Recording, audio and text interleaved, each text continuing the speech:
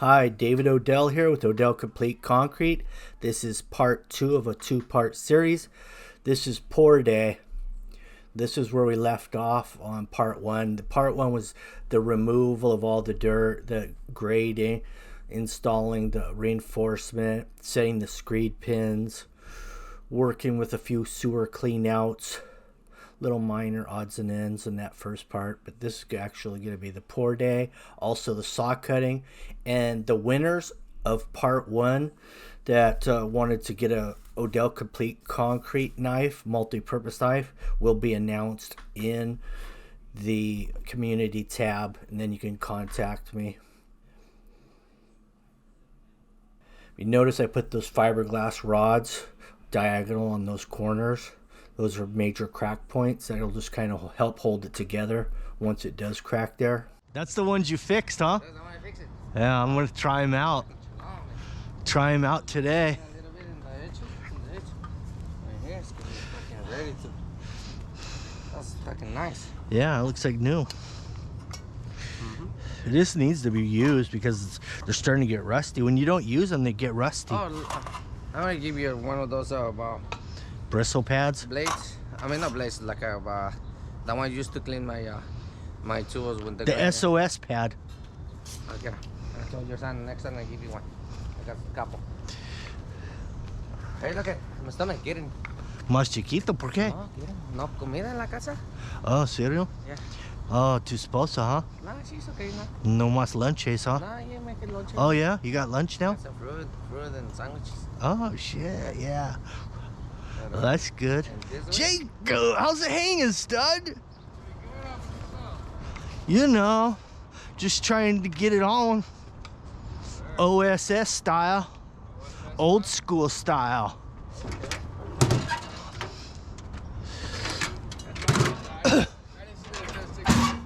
What? I didn't see that it said 6:45 until this morning. Holy shit, what happened? Your alarm didn't go off?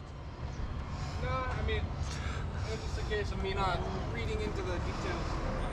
Ah, I got you. Let's rock and roll it, baby.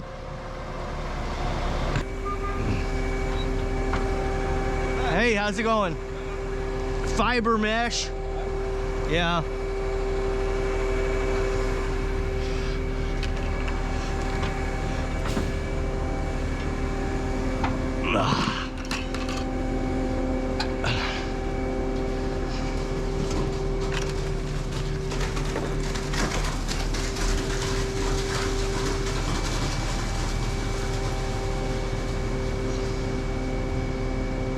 That looks good.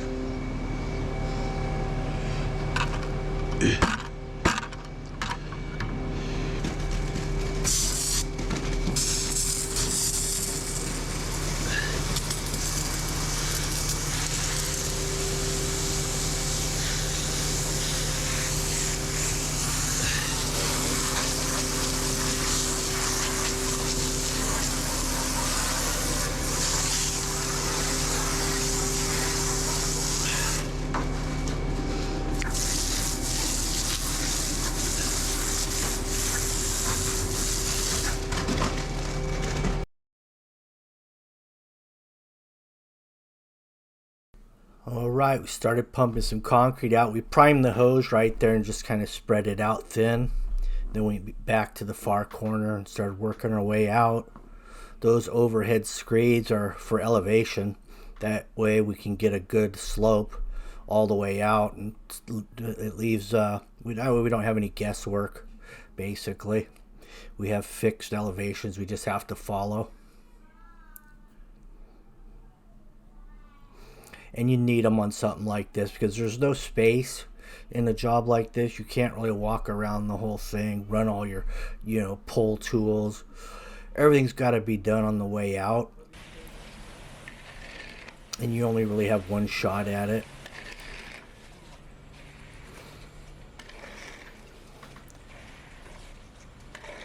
And right here, since we've moved that screed to the other side, the other bay, he's wet screeding off of this side of the concrete that we've already got established. And these guys are pulling the rod back, bull floats going out right behind them. Now that's the first load we got down.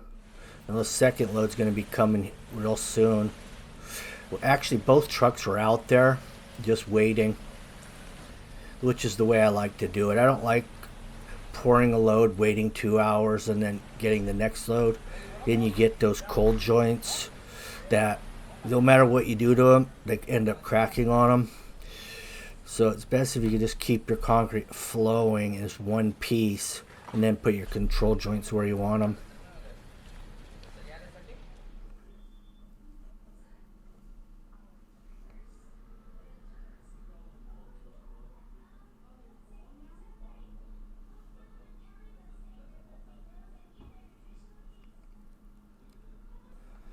The reinforcement that we're using is fiberglass rods made by Owens Corning. We got them on 2-foot centers. They're 3/8 diameter, comparable to 1/2-inch steel. And then I added the fiber mesh into the concrete load when it arrived. So it's got everything in there that you can really do to it to make it as good as it's going to get. ¿Dónde está el valley? Ya, el valley está allá. Aquí.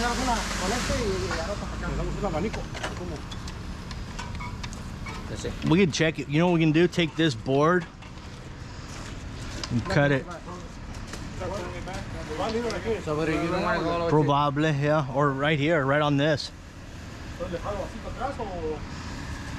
Yeah, fill it up. Put some more concrete in there. We'll take this longboard and we'll just cut it like this.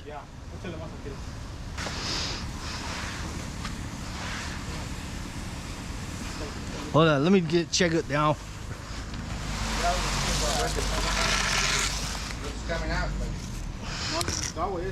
Oh yeah, this is good. Yeah, you gotta come all the way up, and then we'll check it again.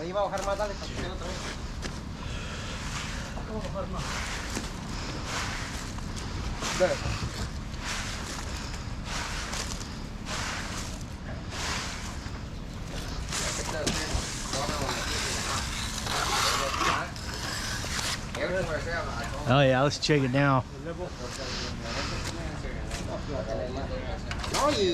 It's tight. It's pretty tight right there. It's probably only 1%, huh?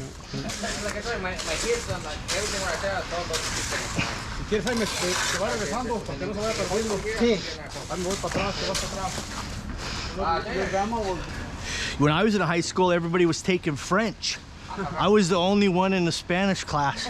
Everybody thought French was going to be something. I was like, I think I'm going to take Spanish. I don't think I'm going to use French. Yeah, that Spanish did pay off to some degree.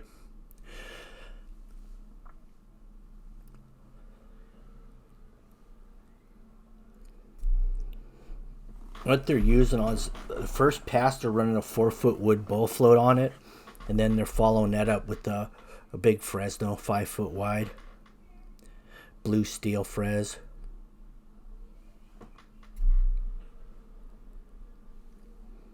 This concrete is 3,500 psi, and even though I saturated the soil here for 2 days straight, it really went off quick. 3 hours. I was waiting for 3 hours? Was it hot? Was it a hot load? those guys are lucky. I got my machine in the back. Oh, really? It went off fast, huh? We do like a 2 laydowns in the concrete, the concrete started cracking. Oh, yeah. So take the machine down and I control all the... Yeah, those machines knock the they work. They work for that stuff. You know what I did one time? I had a plate compactor, no power trowel, and I got done brooming. It was Las Vegas, it was hot, you know. We get done brooming it, it's all jointed, it looks real nice, and we leave the job. 30 minutes later, the owner calls, hey, it's all cracked up. So I go back there, and I got the compactor, that's it, no power trowel, and it's cracked everywhere. And I went, holy shit, this is a tear out. And I said, well, let me try something for fun. And I put the plate compactor on it, and just, I ran the plate compactor over the whole thing, and the cream came up a little, and then I troweled it, you know, and it pushed all the cracks back together. Done. Never got a call again. Fucking you saved that. Yeah, I saved it. Why did they crack up like that? Yeah, when you're working those hot weather conditions, you get that occasionally. Uncontrollable cracking, it just explodes. Especially if it's a windy day on top of that. And I just got done doing one out in Arizona. 30-mile-an-hour winds on my last one, which we'll be doing that video pretty quick here. Had to build an emergency wind barrier on it and all kinds of stuff. It got pretty intense.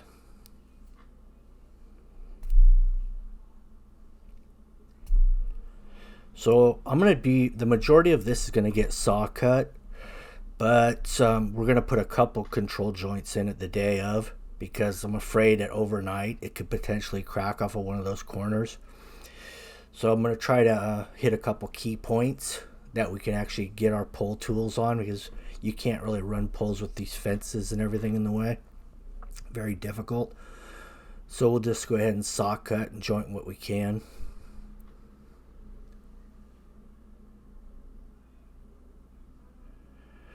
We ended up making 2 passes on this concrete by hand. Right now, I just kind of got out a little bit early here, and because I'm bringing the level along with me, just double checking that flow line to make sure that it's all consistent and flowing where I want it to.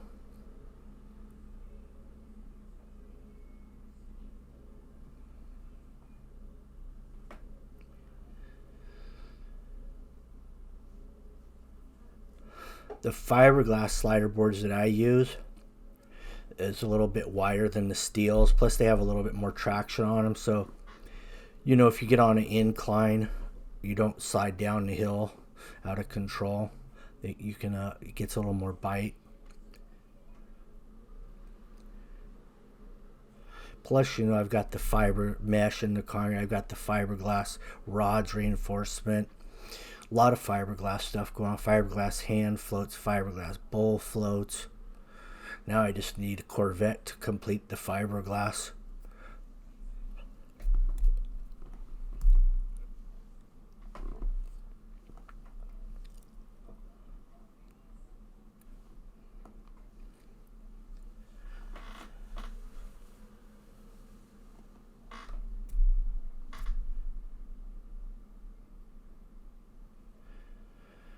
It was good that we left that 1 foot space along that fence and the concrete, because it gave us just enough room to get, you know, from one side to the other without having to go over the concrete just to get into the backyard.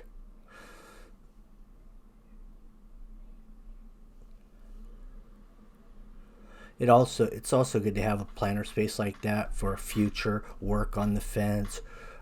Could even be some underground there that you might want to put in. Drainage.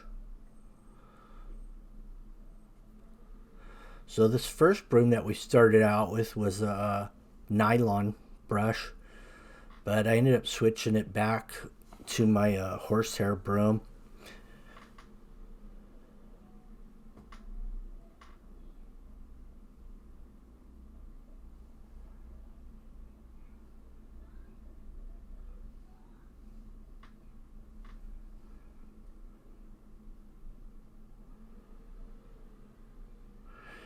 Now here comes the horsehair right there.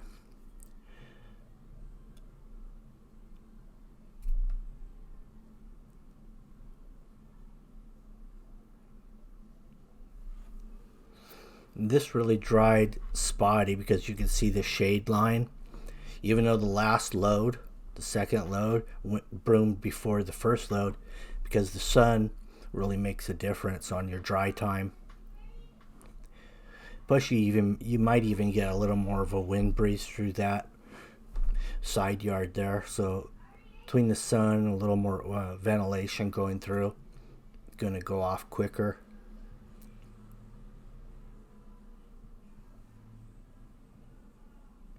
Those shoes I just put on, they're a little wider platform than a typical shoe, and it doesn't have any tread design, so you can actually just walk on the concrete.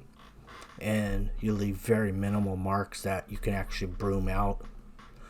So I use those in this situation. They came in real handy. I'm cutting this thing up about 6 to 8 foot squares. Hi, we're back on the job site the day after the pour, early in the morning. And I had a guy stay here and keep it wet till the owner got home yesterday. And the owner took over wetting the slab until the evening yesterday. And when I got here this morning, it's looking real good. No puddling anywhere. As you can see, I've got my chalk lines laid out. And this was pretty challenging, getting the water running all the way across this entire slab, and as well as away from the house, all at the same time. Anyway, we're gonna start cutting right now. Got the new Makita blade I wanted to try out. Was at the depot this morning looking at blades, and they have some less expensive ones like the one I have in my saw right here. This one's about 14 bucks. Still got a lot of diamond right here, a lot of tip left in it, but I want to try this Makita, and then if I don't like it, I'll go back to this one. See that valley? 4 feet off the house, we got a valley coming all the way down this towards me, and then it turns the corner here.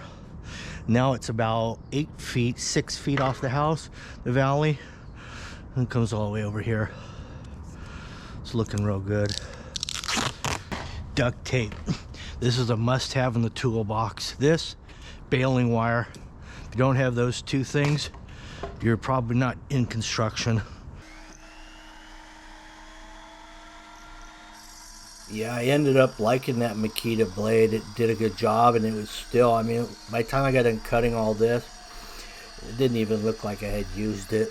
So I'm gonna get a lot more jobs out of that blade for sure.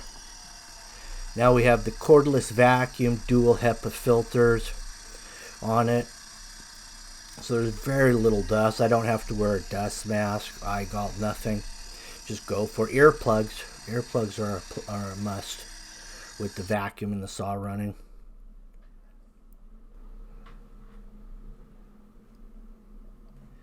And I ended up using two batteries, 260-volt batteries for that vacuum to complete all this cutting.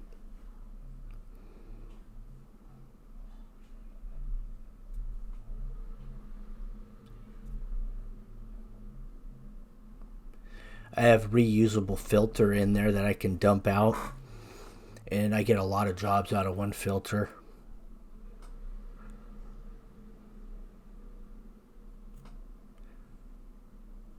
Probably get 10 jobs per filter just by dumping it out and putting it back in.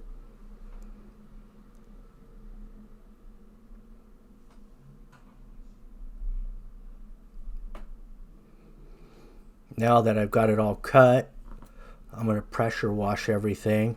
Any residual powder that was left over from cutting, wash that off. Hit the house, any splatters from the pour, any splattering on the fences. When we were walking through this pathway, probably touched the fence going in and out. So pressure wash that all the way out to the street. Make it look like we were never here.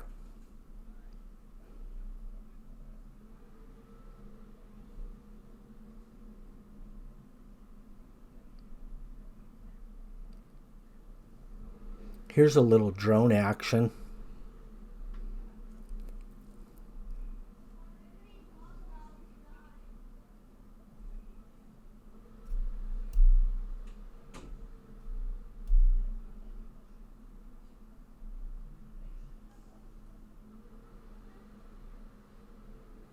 There's the sewer cleanouts, the access points, in case you ever have to, you get a sewer clog, you can snake it through those points.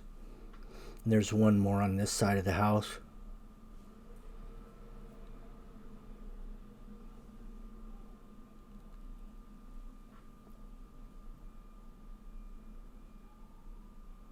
Anyway, it turned out real nice.